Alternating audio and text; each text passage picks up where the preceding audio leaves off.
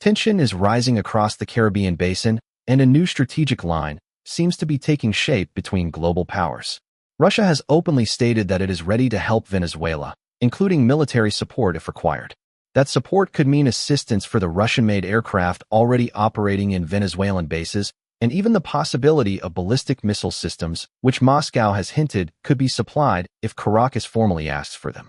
Meanwhile, the United States has ordered a new military operation in the region, and the arrival of the USS Gerald Ford, the most powerful aircraft carrier ever built, immediately shifts the balance.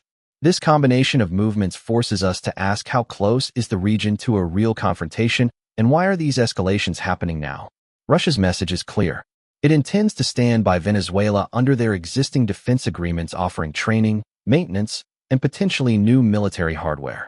This matters because much of Venezuela's high-end equipment already comes from Russia, especially its fleet of Sukhoi Su-30 fighter jets. Venezuela originally received around 24 of these aircraft, and they remain some of the most capable fighters in Latin America. The Su-30 has long-range reach, modern radar systems, and can carry a wide variety of munitions designed for both air combat and maritime missions. With a combat radius of over 1,000 kilometers, the aircraft can cover large portions of the Caribbean without airborne refueling.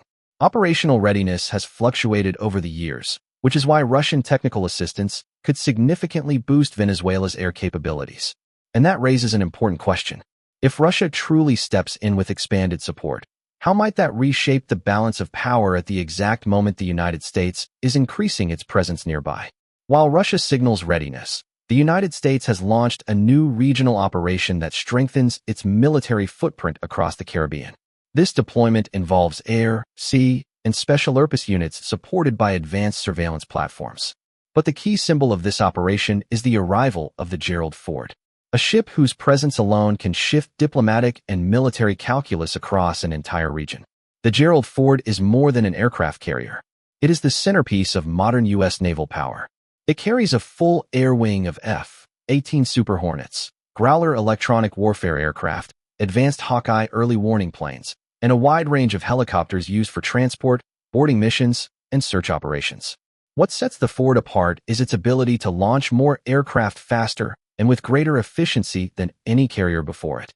It is essentially a floating airport combined with a command center capable of projecting force across an enormous region.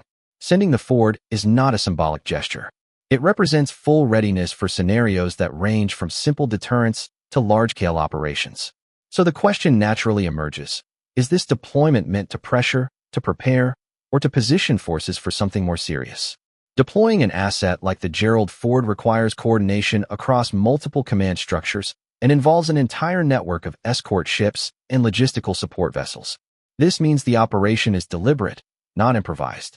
Washington's objectives appear to be centered on maintaining strategic dominance, ensuring response capability, and signaling to both allies and rivals that it is fully engaged in whatever may unfold. Whether the goal is diplomatic leverage or readiness for a more active role, the intention is unmistakable. The United States wants to show that it can act quickly and decisively if needed. The Gerald Ford travels with a powerful strike group, which typically includes guided missile destroyers capable of intercepting aircraft or missiles, cruisers that extend air defense coverage, and attack submarines operating quietly beneath the surface. These ships, along with replenishment vessels, allow the group to remain deployed for long periods without returning to port. Some of these ships have already been in the region for days or even weeks, positioning themselves quietly before the carrier's arrival. Each vessel plays a specific and essential role, and together they create one of the most formidable naval formations in the world. Analysts have described the situation as putting the U.S. administration on a kind of countdown. With forces already positioned and the world watching, Washington now faces what some call a binary choice. Either demonstrate action if the situation escalates or withdraw at the risk of being interpreted as stepping back from a region it has historically dominated. This pressure creates a strategic environment where time becomes a factor. The longer the forces remain in place, the more the international community wonders whether something more decisive is coming. Recent U.S. training exercises involving amphibious assault ships, air-cushioned landing craft, and marine aviation units provide additional context. These drills practiced coordinated landings, rapid troop movement, helicopter-borne insertion, and the use of attack helicopters like the Viper. Such exercises often reflect the type of operations a force wants to be ready for. When amphibious units conduct these maneuvers right before a major carrier arrives in the region, analysts naturally examine whether this is simply routine readiness or preparation for a scenario that requires rapid coastal access and mobility. If Washington ever chose direct intervention, the Gerald Ford's Air Wing would provide immediate air superiority, long-range surveillance, and precision strike capabilities, while amphibious forces could support ground elements in coastal areas. But such an operation would come with significant political and diplomatic consequences, especially considering Russia's open willingness to support Venezuela. This leads to a difficult question. How would the United States respond if Russia began delivering new systems while an American carrier group was operating nearby? And in return, how might Russia react if the U.S. decided to escalate its own presence even further? The answers to these questions will shape the next phase of this unfolding situation. We are watching a rare moment. Russian support becoming more explicit, U.S. military presence expanding rapidly, and regional forces monitoring every move.